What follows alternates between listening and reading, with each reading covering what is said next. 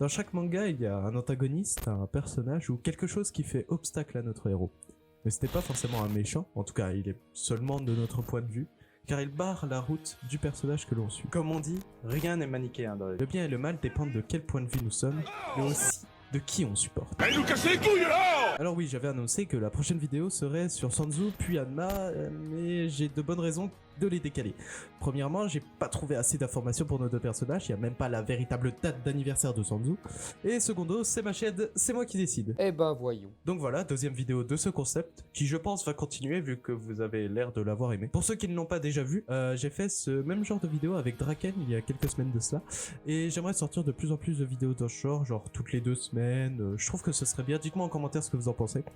Et comme chaque vidéo de ce genre, je vous invite les animodli qu'on adore, bisous bisous, à quitter la vidéo pour vous mettre à jour car je serai sans pitié dans les spoils. Prosternez-vous devant moi. Bref, c'est parti pour la vidéo. Teta Kisaki est né le 20 janvier 1992. Au niveau de son enfance, Kisaki était l'élève le plus studieux et un des meilleurs des cours avancés qu'il suivait en 6ème. Bon, comme à peu près tous les personnages de Tokyo Revenger, aucune idée d'où sont leurs parents, ni même s'ils en ont de base. Donc pour son arbre généalogique, comme un grand philosophe l'a dit, m'en bat les couilles, frère. c'est à ses cours qu'il rencontre Hinata Tachibana. Oui, Kisaki a rencontré Hinata avant Takemichi, dont il est tombé amoureux. De Hinata, bien sûr, pas de Takemichi, ça me semble logique. Selon Hinata, Kisaki est au fond quelqu'un de bien, sensible, et qui pourrait très bien s'entendre avec Takemichi. Comme quoi les femmes n'ont pas forcément toujours raison. Mais un événement va faire tout basculer. Alors que Hinata et Kisaki rentraient comme à leur habitude de l'école ensemble, des gamins maltraitaient un chat dans un parc. Furieuse, Hinata s'interposa entre l'animal et les agresseurs, pendant que Kisaki observait la scène derrière un mur, un peu en faisant pitié, par peur de se faire frapper. C'est alors qu'un gosse sort de nulle part et saute sur l'un des gamins qui frappait le chat. Ce gosse, c'est Takemichi Nagaki, habillé en héros, venu sauver une fille d'une bande de collégiens. Bien sûr, sinon c'est pas drôle, Takemichi se fait soulever par les collégiens. Après avoir à moitié engueulé Hinata parce qu'elle pleurait, il repart tel un héros après avoir effectué sa mission, en pleurant. C'est à ce moment-là, avec les larmes encore chaudes et les yeux émerveillés par à quoi elle vient d'assister, que Hinata tombe amoureuse de Takemichi. Bon, revenons sur Teta-san Kisaki, qui a vu l'expression d'Hinata, du coup une expression d'amour qu'elle porte pour son héros. Il en résulte pour Kisaki une haine profonde pour Takemichi, qui selon lui a volé les faveurs d'Hinata. Il a commencé à le stalker, oui mec bizarre, et à le suivre pour au final savoir l'objectif de Takemichi. Devenir le plus grand délinquant du Japon. Donc pour se rapprocher du but de Takemichi et retrouver les faveurs de Hinata, Kisaki chercha longtemps et trouva la personne qu'il devait atteindre pour devenir le plus grand délinquant. Cette personne, c'est Manjiro Sano, alias Mike. Pour cela, il a gravi les échelons, tout d'abord en se rapprochant des délinquants, notamment d'un certain Osanai, chef du Moebius. Et l'été de son année de 4ème, il croisa par hasard dans la rue un certain Takemichi Nagaki. Kisaki avait alors totalement changé, passé d'un personnage timide et peu sûr de lui à un personnage prêt à tout pour la femme qu'il aime, même s'il doit être impitoyable et cruel. C'est aussi à ce moment-là qu'il rencontre pour la première fois Manjiro Sano et qu'il a pu enfin commencer son plan. Kisaki rencontra un personnage tout aussi intriguant que lui, mais qui deviendra l'un de ses plus fidèles partenaires, Hanma Shuji, le dieu de la mort de Kabukicho. Grâce à Osanai, Kisaki réussit à approcher Hanma et à en faire son pion, qui le suivra tout au long de son plan. Un plan dont il ne sera pas le personnage principal, mais plutôt celui qui agit dans l'ombre.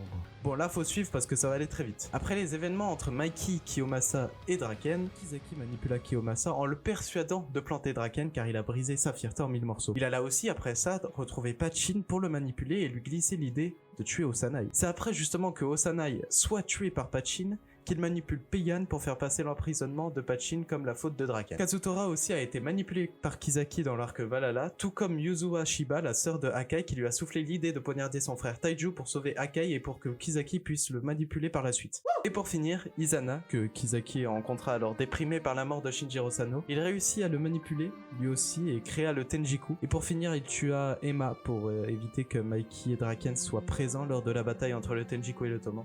C'était d'ailleurs la première fois qu'il se salissait les mains. Tous ces événements, toutes ces actions ont été prévues et manigancées par Teta Kisaki qui avait créé alors un plan parfait sans le moindre défaut pour devenir le numéro 1 du Japon. C'était sans compter que son ennemi toujours, grâce au fait qu'il puisse remonter le temps par un événement que je qualifierais d'un complètement absurde, démonte tous ses plans. Alors qu'on était en plein dans la bataille finale, Kisaki se retrouve face à Takemichi et qui lui révèle le pourquoi de tout cela. Alors amoureux de la fille qu'il aimait, cette fille dont le cœur a été volé par Takemichi, il décida de devenir le plus grand délinquant du Japon, tout comme son héros, dans un plan qui durera 10 ans pour gagner la confiance de Mikey, le contrôler, régner sur Tokyo et enfin régner sur le Japon et pouvoir obtenir enfin les faveurs de Hinata Tachibana. Mais alors, vous allez me dire, pourquoi il l'a tué de multiples fois? Pourquoi il l'a tué autant de fois dans la plupart des futures entrevues par Takemichi alors qu'il l'aime cette fille? Eh bien, Kisaki a fait cette révélation. Il a dit tout simplement que Hinata avait ses faveurs et si c'est pour que quelqu'un d'autre les ait, bah autant la buter. Logique d'un tueur en série. L'amour qu'il avait pour Hinata Tachibana, au final, Kisaki l'a transformé en une espèce d'obsession jusqu'à tout simplement tuer la fille qu'il aimait si elle aimait quelqu'un d'autre. Après un fight plein d'émotions entre Kisaki et Takemichi, Kisaki tente de s'enfuir jusqu'à que Takemichi prononce les mots « voyager dans le temps ». C'est alors que Kisaki s'arrête en plein milieu de la route et en prononçant ces mots. Tu crois encore que je peux voyager dans le temps?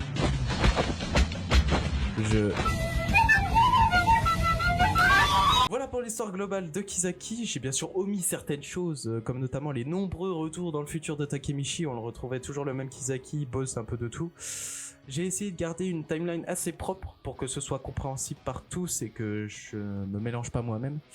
En tout cas, j'espère que cette vidéo vous a plu. Normalement, la prochaine vidéo histoire que je ferai, ce sera du coup soit sur Hanma, soit peut-être sur Taiju ou encore Sanzu. Dites-moi en commentaire lequel des trois vous voulez.